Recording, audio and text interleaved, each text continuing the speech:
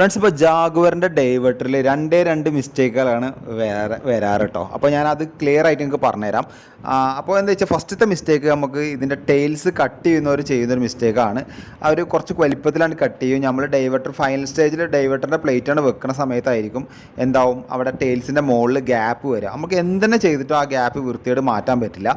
അപ്പോൾ കമ്പനി ഇപ്പോൾ അതിന് മാറ്റം വരുത്തിയിട്ട് എന്ത് ചെയ്തിരിക്കുന്നു, നമുക്ക് ഡൈവേർട്ടറിൻ്റെ ഈ കവർ ഉണ്ടല്ലോ അത് സ്ക്വയറിലാക്കി. മറ്റേത് കർവിലുണ്ടായിരുന്നു. കർവിലാവുമ്പോൾ ടൈൽസ് പണിക്കാർ ഫുള്ളായിട്ട് കട്ട് ചെയ്യുമ്പോൾ അങ്ങനെ വരുന്നതുകൊണ്ട് ഇല്ലാതിരിക്കാൻ വേണ്ടിയിട്ടാണ് ഇപ്പോൾ ഇത് സ്ക്വയറിലാക്കി വന്നിരിക്കുന്നത് കേട്ടോ.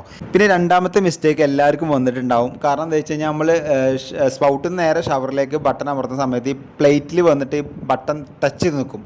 അപ്പോൾ ഷവറിൽ വെള്ളം വരില്ല. അതെന്ത് കാരണം വെച്ച് കഴിഞ്ഞാൽ, ഈ ഒരുപാട് ഡൈവേർട്ടർ ഒരുപാട് ഉള്ളിലേക്ക് കുത്തിപ്പൊളിച്ച് വെക്കുമ്പോൾ എന്താ വെച്ചാൽ ടൈൽസിൻ്റെ കനം കണക്കാക്കാതെ വെക്കുമ്പോഴാണ് ഈ പ്രശ്നം വരുന്നത്. അതിനെ പരിഹരിക്കാൻ നമ്മൾ ഒരു വീഡിയോ ചെയ്തിട്ടുണ്ടായിരുന്നു. ആ വീഡിയോ വേണമെന്ന് നിങ്ങൾക്ക് പോയി കാണാൻ പറ്റും കേട്ടോ.